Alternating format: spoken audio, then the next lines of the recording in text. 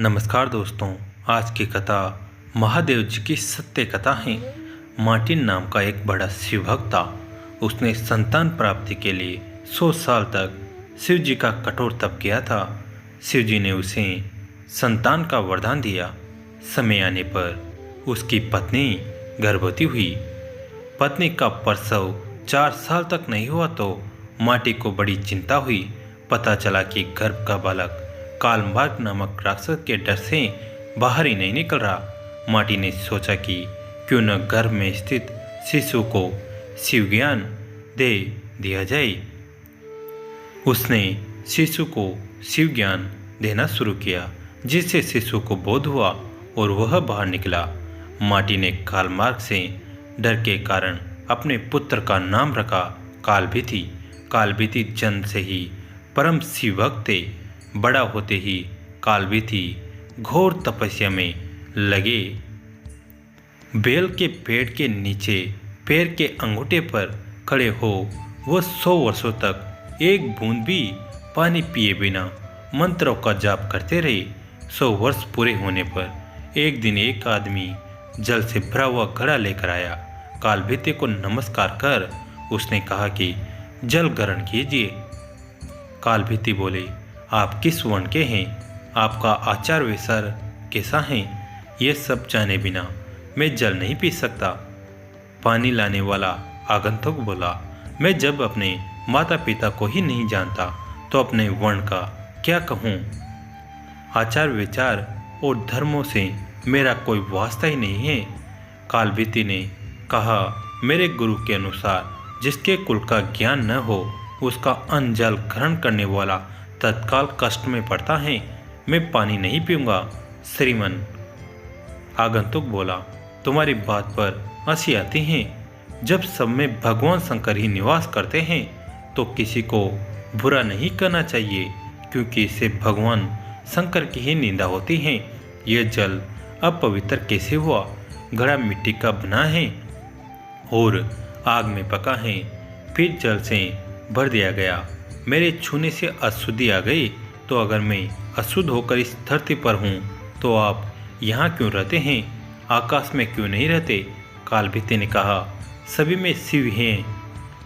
सबको शिव मानने वाले नास्तिक लोग खाना छोड़कर मिट्टी क्यों नहीं खाते? राख और धूल क्यों नहीं फांकते? मैं यह नहीं कह रहा कि सब में शिव नहीं है। भगवान शिव सब में हैं। मेरी बात ध्यान से सुनिए। सोने के गहने बहुत तरह के बनते हैं, कुछ शुद्ध सोने के तो कुछ मिलावटी खरे खोटे।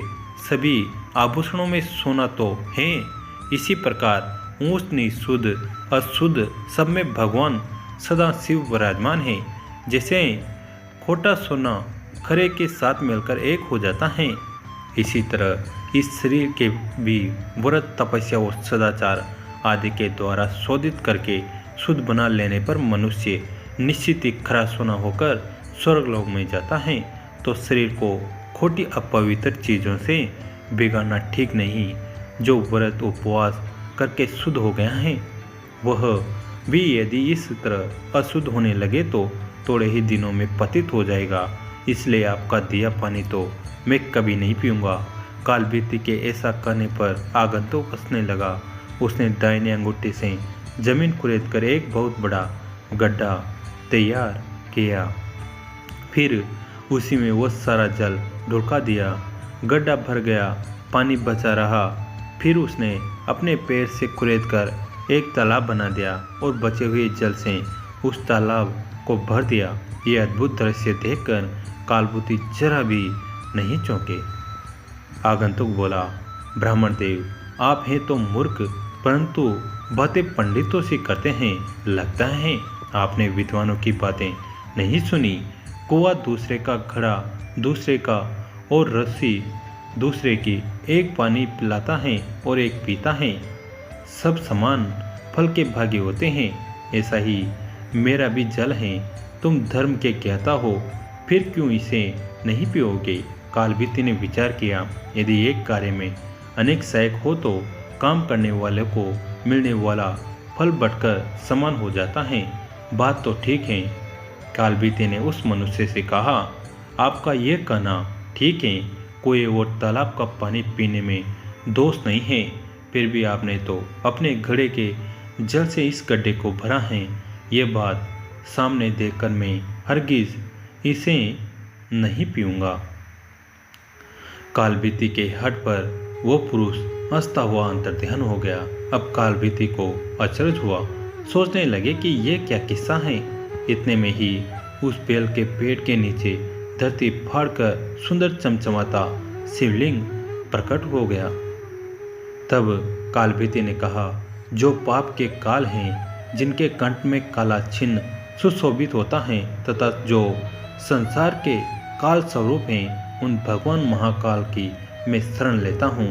आप हमें शरण दीजिए, आपको बारंबार नमस्कार हैं। कालभीति की स्तुति पर महादेव उस लिंग से प्रकट हुए और कहा, ब्राह्मण देव, तुमने इस महातीर्थ में रहकर मेरी जो आराधना की है उससे मैं संतुष्ट हूँ। अब कालमार्ग से तुम निर्भय रहो। मैं ही मनुष्य रूप में प्रकट हुआ था। मैंने यह गड्ढा और तालाब सब तीर्थों के जल से भरा है।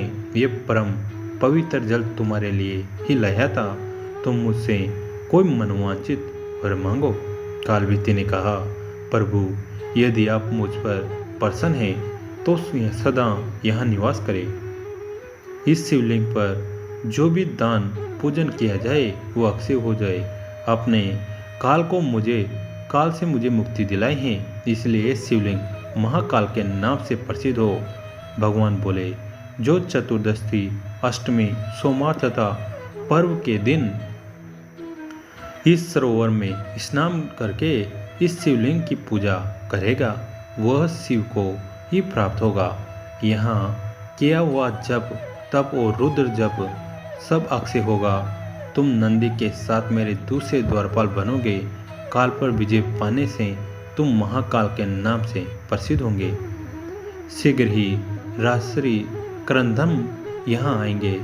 उन्हें धर्म का उपदेश देकर तुम मेरे लोक में चले आओ। यह कहकर भगवान रुद्र उस लिंग में ही लीन हो गए। जय जय श्री महाकाल, जय जय श्री महादेव। दोस्तों, कैसी लगी आज की कहानी कमेंट करके ज़रूर बताइए। वीडियो को लाइक करें, चैनल को सब्सक्राइब करें, घंटी के बटन को दबाकर ऑल पर क्लिक करें। दोस्तों, इस कहानी को अपने दोस्तों के साथ और फैमिली के साथ शेयर जरूर करें। कहानी अंत तक देखने के लिए आप सभी का धन्यवाद।